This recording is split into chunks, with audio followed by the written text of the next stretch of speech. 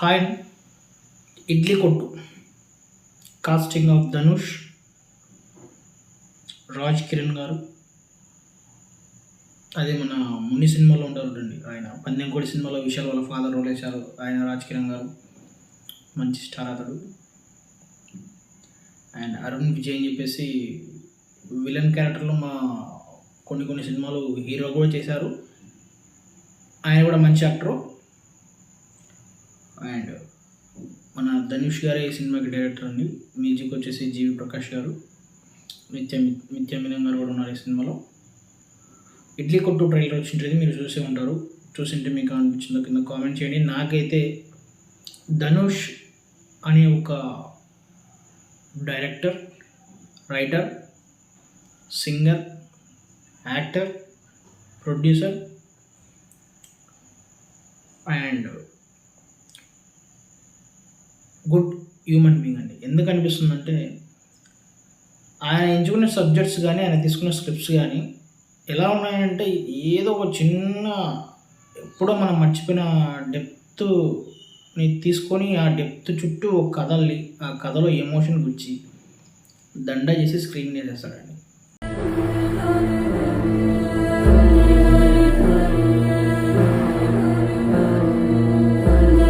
ఇక మనం వెళ్ళి చూసుకోవడమే లేటు.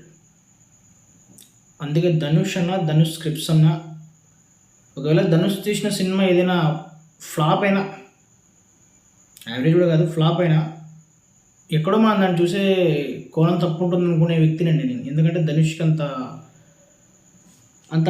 కనెక్టింగ్గా ఉంటాను అనమాట. ఆయన ఫ్యాన్ కాదు, కాకపోతే ఆయన వర్క్కి నేను కనెక్టింగ్గా ఉంటాను. ఆయనలో మంచి రైటర్ ఉన్నాడు, మంచి డైరెక్టర్ ఉన్నాడు, మంచి యాక్టర్ ఉన్నాడు, మంచి ప్రొడ్యూసర్ ఉన్నాడు, మంచి కథకు సీన్ ఎక్స్పెక్ట్ చేసి అతన్ని టచ్ చేస్తే, ధనుష్ని టచ్ చేస్తే అతనిలో ఉన్న డెప్త్ ఎలా ఉంటుందంటే ఒక 10-11 మంది చేసే 11 క్రాఫ్ట్స్ చేసే పని ఒక్కడే చేయగలరండి. అంత పొటెన్షియల్ ఉన్న వ్యక్తి. యాక్టర్ అనడం కూడా వ్యక్తి అనడం పెద్ద విషయం అండి. ఎందుకంటే ఒక వ్యక్తిలో ఇన్ని కోణాలు ఉండడం చాలా కష్టం అండి, చాలా రేర్గా జరుగుతుంది అట్లా కమల్ హాసన్ గారు నాకు ఐడియా ఉన్నంత వరకు, ఎందుకంటే నేను చూసిన దానిలో ఒక కమల్ హాసన్ గారు కూడా యాక్టర్గా చేస్తూ చాలా క్రాఫ్ట్స్ మీద ఆయనకు చాలా కమెంట్ ఉండేదండి. సెట్ ఆఫ్ లైట్లో కానీ, సెట్ ఆఫ్ మ్యూజిక్లో కానీ, బీజిఎంలో కానీ, ఎన్నికలు వచ్చే ఆర్ఆర్లో కానీ, కాస్ట్యూమ్స్లో కానీ, వాళ్ళు వేసుకునే బట్టల్లో కానీ, లైట్లో కానీ, కలర్లో కానీ, యాక్టింగ్లో కానీ, డైలాగ్ పాస్ చేసే విధానంలో కానీ, అండ్ ఎక్కడ మ్యూజిక్ ఉండాలి, ఎక్కడ మ్యూజిక్ ఉండకూడదు అని చాలా కొద్దిమంది యాక్టర్లకి మాత్రమే తెలుస్తుందండి, కొద్దిమంది డైరెక్టర్లకు మాత్రమే తెలుస్తుంది. అందులో ధనుష్ కూడా ఉంటాడండి కమల్ హాసన్ తర్వాత నాకు తెలుసు. అండ్ ఈ సినిమా గురించి వచ్చేస్తే, సినిమా ట్రైలర్ చూసే ఉంటారు మీరు ఆల్రెడీ. ఇడ్లీ కొట్టు చూడకుండా ఖచ్చితంగా చూడండి. సింపుల్గా తీసి పాడేద్దండి ఇడ్లీ కొట్టు అని. ఎందుకంటే ఇది ఓన్లీ ఫుడ్ గురించి తీసే సినిమా మాత్రమే కాదండి. ఫుడ్ ఎమోషన్, మనం కడుపు తింటున్న దాన్ని ఓన్లీ మనం ఎలా అయిపోయాం డబ్బులు ఎక్కువ అవ్వడం వల్ల. సినిమాలో కూడా అదే క్యారెక్టర్ ఉంటుంది అనుకుంటాను నేను. అరుణ్ విజయ్ అని చెప్పాను ఇందాక.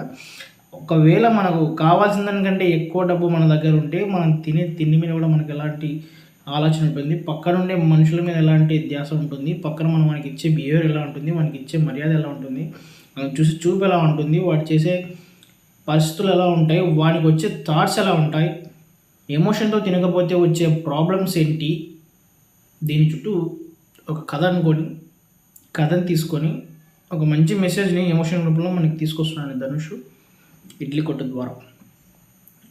అండ్ ఆ పల్లెటూరు చుట్టూ కల్మషం లేని మనుషులు, ఆ మనుషుల మధ్య కొద్దిగా స్వార్థపూరితమైన మనుషులతో ఇలాంటి ఒక ప్లేస్లో ఒక హోటల్, అదే ఇడ్లీ కొట్టు,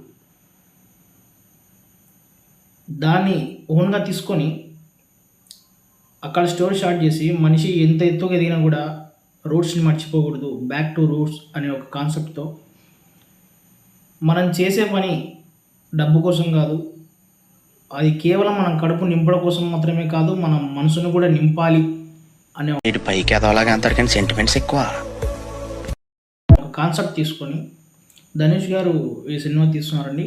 అండ్ డైరెక్టర్గా ఆయన ఈ కాన్సెప్ట్ ఎంచుకున్నప్పుడే గెలిచేశాడు. రేపు సినిమా ఎలా ఉండండి, మేబీ సినిమా ఖచ్చితంగా బాగుంటుంది, ఎందుకంటే నాకు కనెక్టింగ్గా తెలిసిపోతుంది.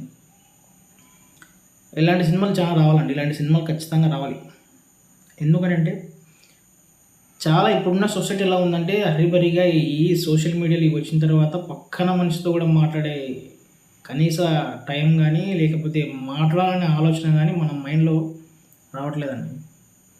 ఇలాంటి సినిమాలు చూసినా కనీసం ఒక 2 అవర్స్ 2 అవర్స్ 30 మినిట్స్ అని చూడడం వల్ల ఏమవుతుందంటే మనం మనుషులం కదా అనే ఒక థాట్ మనకు ఖచ్చితంగా వస్తుందండి. నేను మరీ మీకు ఎక్కువ చెప్తున్నట్టు అనిపించవచ్చు, కానీ మీరు రేపు సినిమా చూస్తే మీకే అర్థమవుతుంది. ఇలాంటి చిన్న విషయాల్లో మనం ఎంత నేచర్కి దూరం వచ్చేసామా, లేకపోతే ఎంత ఎమోషన్ నుంచి దూరం వచ్చేసామా, ఇంత మనుషుల మధ్య ఎంత గ్యాప్ వచ్చేసిందా అనే విషయం మనకు ఖచ్చితంగా తెలుస్తుందండి. నా గతం మీకు తెలీదు, తెలిస్తే ఇలా మాట్లాడరు.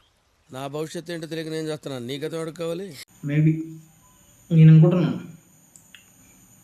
చూద్దాం రేపు సినిమా ఎలా ఉంటుందని. అండ్ మ్యూజిక్ కూడా వచ్చేసి మన జీవి ప్రకాష్ గారంటే ఆయన చెప్పాల్సిన అవసరం లేదు. వీళ్ళ 3 మూవీ నుంచి కోలవరెడ్డి అక్కడ ఆ సాంగ్ నుంచి నా సాంగ్ చేసిన బీవచ్చం గురించి మీకు సపరేట్గా చెప్పాల్సిన అవసరం లేదు. అప్పటి నుంచి విత్ ద కొలాబరేషన్ చాలా బాగుంటుంది. అండ్ ఈ సినిమాలో కూడా జీవి ప్రకాష్ గారు తన మ్యూజిక్ని స్టటిల్గా ఎక్కడ ఓవర్లాప్ లేకుండా స్టటిల్గా సీన్ తగ్గట్టు చేశాడు. కొట్టు మూవీ మీరు ఖచ్చితంగా చూడండి. ఇందులో కాస్టింగ్ వచ్చేసి ధనుష్ గారు అండి, ఆయనే డైరెక్టర్, ఆయనే యాక్టరు, రైటర్ కూడా ఆయన అనుకుంటా. మ్యూజిక్ వచ్చేసి జీవి ప్రకాష్ గారు. అండ్ సపోర్ట్ క్యారెక్టర్ వచ్చేసి మన అరుణ్ విజయ్ అని చెప్పేసి ఆయన నెగిటివ్ క్యారెక్టర్ కనపడుతున్నాడు. ఆయన కూడా మంచి యాక్టర్ అండి. సేమ్ తగ్గట్టు దాంట్లో ఉన్న పొటెన్షియల్ మొత్తం బయట తీసి చూపించగల గొప్ప యాక్టర్ అతడు కూడా.